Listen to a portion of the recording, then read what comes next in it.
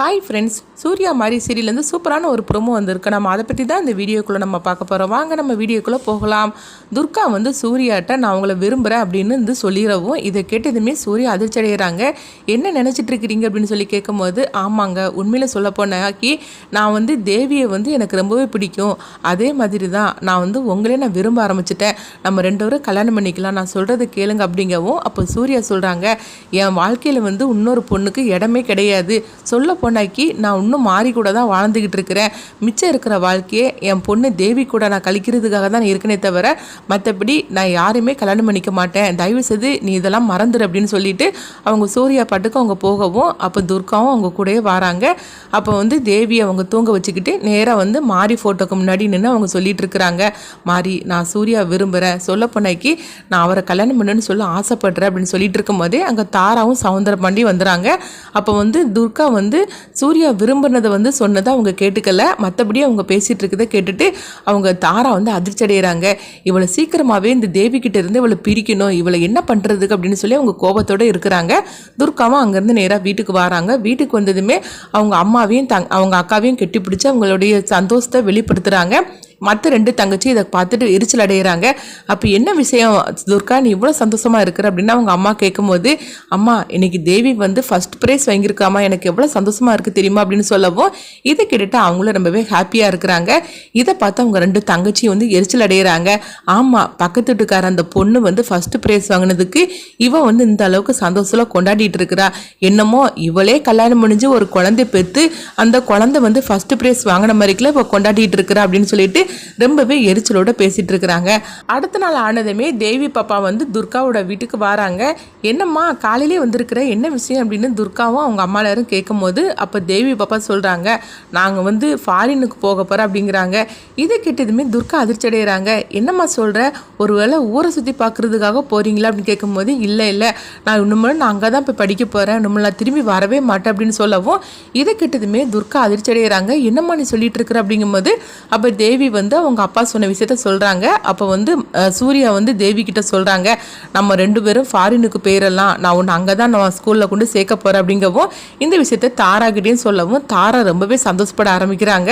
அப்போ துர்கா தேவி கிட்ட சொல்றாங்க, தேவி நான் ஒன்றும் உன்னை அப்படி விட்டுற மாட்டேன் அப்படின்னு சொல்லும் போது, அம்மா எனக்கு இதில் சுத்தமாக இஷ்டமே கிடையாது, நான் அப்பா கிட்ட சொன்னால் அப்பா கேட்க மாட்டேங்கிறாரு, நீ தாம்மா சொல்லணும், அப்படி இல்லைன்னா நீயும் எங்கள் கூட வந்துருமா, நம்ம 3 பேரும் சேர்ந்து போயிடலாம், ஆனால் நான் உன்னை விட்டு நான் பிரிஞ்சு இருக்கவே மாட்டோமா அப்படின்னு தேவி பாப்பா துர்காட்ட அளவும் இதை பார்த்துட்டு அவங்க துர்காவோட அம்மா கண்கலங்க ஆரம்பிச்சிருந்தாங்க. என்ன துர்கா திடீர்னு சூர்யா இந்த மாதிரிக்கு முடிவு எடுத்திருக்கிறாரு, தேவி பாப்பா அழுதுட்டு இருக்காளே, இப்படி என்ன பண்ணுறதுக்கு அப்படின்னு கேட்கும்போது அப்போ துர்கா, சரி வா நான் உங்கள் அப்பா கிட்ட பேசுகிறேன் அப்படின்னு சொல்லிட்டு தேவி பாப்பாவை அழைச்சிட்டு நேராக சூர்யாவோட வீட்டுக்கு வராங்க. அப்போ சூர்யா கிட்ட சொல்லிட்டு இருக்கிறாங்க, நீங்கள் எதுக்காக இந்த மாதிரிக்கு முடிவு எடுத்திருக்கிறீங்க, என்ன என்கிட்ட இருந்து தேவி பாப்பாவை பிரிக்கிறதுக்காகவும் நான் உங்களை விரும்புகிறேன்னு சொன்னோம்ல, அதுக்காகவுமா நீங்கள் இங்கே இருந்து போகணுன்னு சொல்லி முடிவெடுத்திருக்கிறீங்க அப்படின்னு சூர்யா கிட்ட அவங்க துர்கா பேசிகிட்டு இருக்கவும் இது சவுந்தரபாண்டி கேட்டுட்டு இருக்கிறாங்க. என்னது இவ சூர்யாவை காதலிக்கிறாளா அப்படின்னு சொல்லிட்டு அவங்க கேட்டுட்டு இருக்கிறாங்க. ஓஹோ, இதுவரை நடந்துட்டு இருக்கா, நீ தேவி கிட்ட தான் நீ என்னமோ அன்பா பழகிறன்னு மாதிரிக்கு நினச்சிட்டு இருந்த, ஆனால் நீ வேற ஒரு திட்டம் போட்டு வச்சிருக்கிற போலுக்கு, சூர்யாவை உன் கைக்குள்ளே போட்டுட்டு இந்த சொத்து எல்லாத்தையும் ஆட்டை போடுறதுக்காக சூர்யாவை கல்யாணம் பண்ணிக்கணும்னு சொல்லிட்டு இப்படி வேற ஒரு திட்டம் போட்டு வச்சிருக்கிறேன், இப்போமே நான் இப்போ அக்காட்ட போய் சொல்கிறேன் பார் அப்படின்னு சவுந்தரபாண்டி தாரா கிட்ட சொல்கிறதுக்காக வராங்க.